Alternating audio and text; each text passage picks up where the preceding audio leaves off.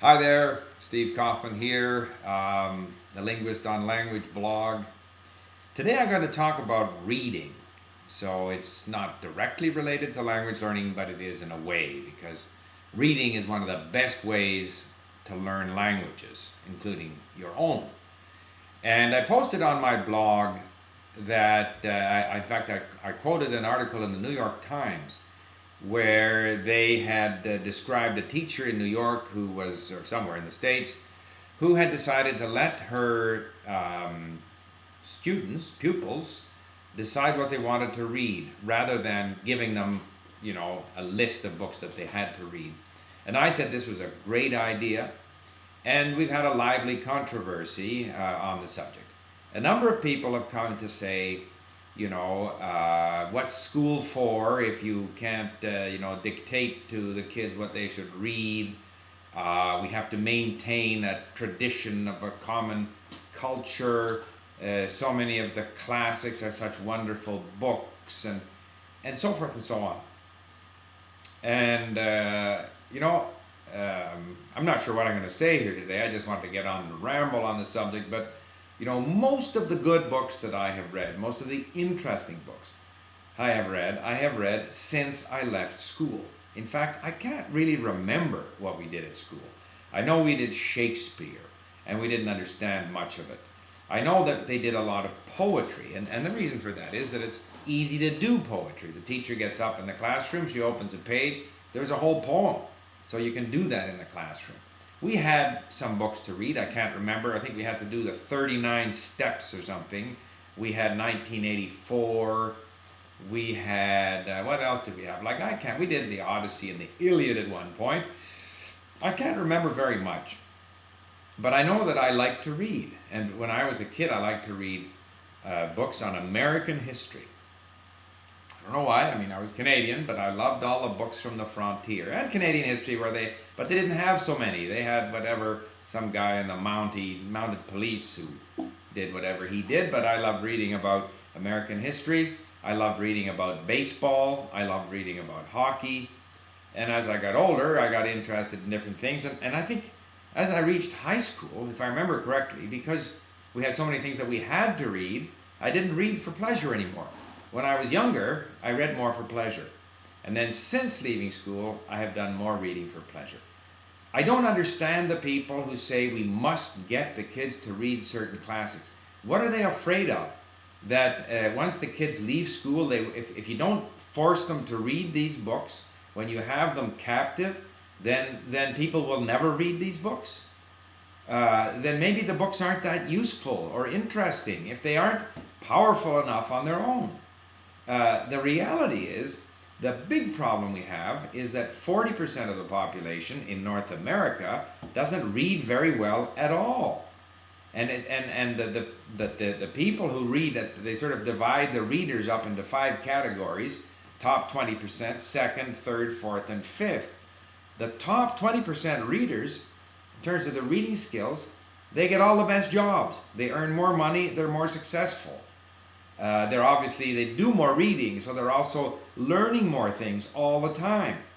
The lower 20% can't function very well at all. Even the second 20% doesn't do very well. So surely the goal has to be to get people to become good readers. Then they can decide what they want to read with that. Now, some people will say, well, some people may just read comics or porno or something. Well, they will for a while, but eventually most people will get interested in something else because a friend tells them about something, because they saw a movie, or something will happen to get them interested. And I think to some extent doing these famous books in school when the kids have no life experience to judge these books by spoils them, because then we will never go back and read those books again, because it's now been turned into a task at school, which we did, not really knowing why, and we'll never read that book for pleasure again. The other thing, of course, they say, well, because we have to assign tasks to the readers and we have to, quiz them on their understanding. And I say, don't quiz them on their understanding, just let them read it.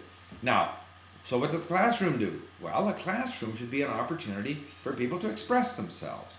If they're not reading, they may have to read in class. again, a book of their choice. You could limit it. You could say, here's 100 books. Choose something from this list. Or if you want to read something else, come and tell us what it is you would like to read so that you can exercise some degree of control. How do you know they've read the book? Well, very simple. They have to write about what they read. We can devise questions where they have to explain maybe something related to the book or what they liked about the book, something that would, an opportunity for them to demonstrate that they read the book.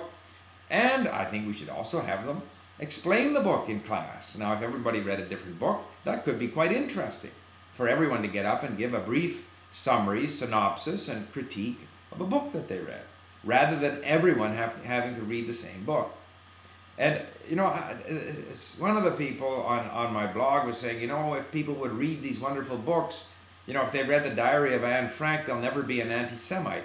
I don't believe that. Not for a minute. You know, the 20th century was the bloodiest century in Europe. Maybe on a percentage basis, the 30 Years' War was worse. I don't know.